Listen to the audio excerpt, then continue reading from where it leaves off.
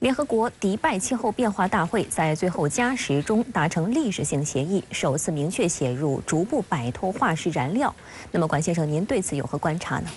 那么，迪拜气变大会它的英文简称是 COP28， 也就是说，在联合国30年前主导开启这样一个对话谈判机制，国际社会越来越广泛的投入参与以来呢，大会已经开到了第28届。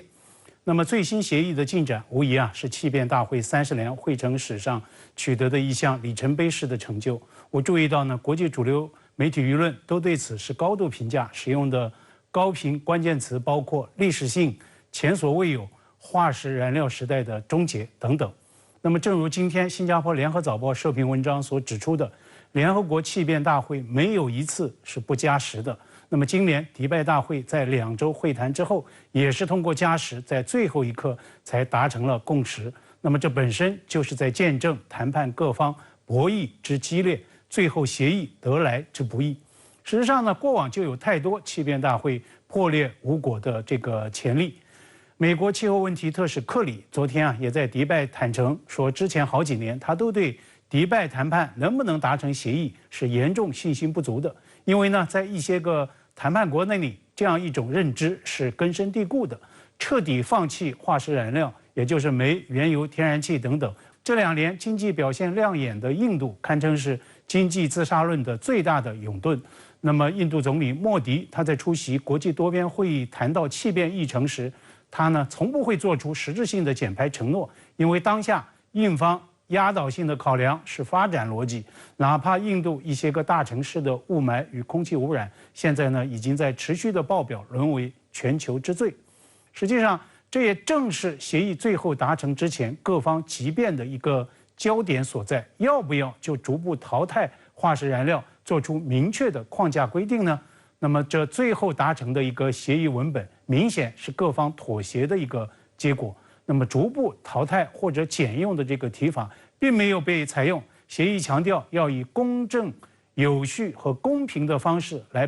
摆脱化石燃料，以便呢到2050年时实现符合科学的净零排。那么这样一个协议共识也并不是所有的成员国都是满意的。所罗门群岛的这个谈判代表就公开抱怨说，协议是在岛国代表不在场时宣告达成的。那么克里他也承认说，有代表希望协议能够有更加明晰、更具行动力的文本表述。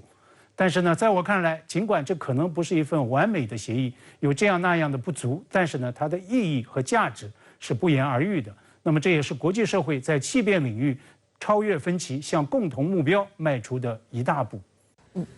那么在您看来，既然各方利益分歧巨大，过往气变谈判也充满了变数，那为什么这次迪拜能谈成呢？我认为昨天在气变谈判加时现场，2个关键细节很耐人寻味，一定程度上也回答了你的这个提问。《华人邮报》今天的报道就特别提到说，迪拜当地时间昨晚，那么协议达成之后的几个小时，偌大的气变大会的谈判现场一下子就变得空了。那么这里呢将会布展改造成为周5揭幕的 Winter City， 也就是所谓冬季城的项目展馆。但是呢，美国报章的这位女记者就注意到，唯独在将拆未拆的中国展台外，还有10几个代表在排队，他们呢都在等着和出席气变大会的中国气候特使谢振华来拍照留念。《华人邮报》另一篇发自迪拜的报道，更是用了这样一个标题说 ：“U.S.-China relationship steals the spotlight。”在迪拜气变会场，美中关系是一个焦点。美报就称说，克里与谢振华这2位，他们是谈判对象，也是多年的好友。昨天呢，他俩在这个场内简短互动，身边围着一圈代表和摄影摄像记者的长枪短炮。那么美报就爆料说，克里刚刚过完80岁的生日，谢振华也行将荣休，所以这样一次气变大会很可能是这2位特使的告别秀。那么这也是为何有这么多的代表要排队合照。那么这也是他们向谢振华、向中方来表达敬意的一种方式。我个人认为，这次迪拜大会它之所以能够达成历史性的协议，当然是因为气变议题呢兹事体大，关乎全人类的共同利益。但是最重要的推动力，无疑来自中美2国。那那么中美两国在谈判最重要的时刻，高效发挥了大国的领导力与行动力。事实上，此前克里在新加坡出席彭博创新国际论坛时已经就迪拜协议的这个前景发出了乐观预测。他提请各方来期待好消息。他呢也自曝此前已经与谢振华特使在加州进行了建设性的对话，达成了诸多共识。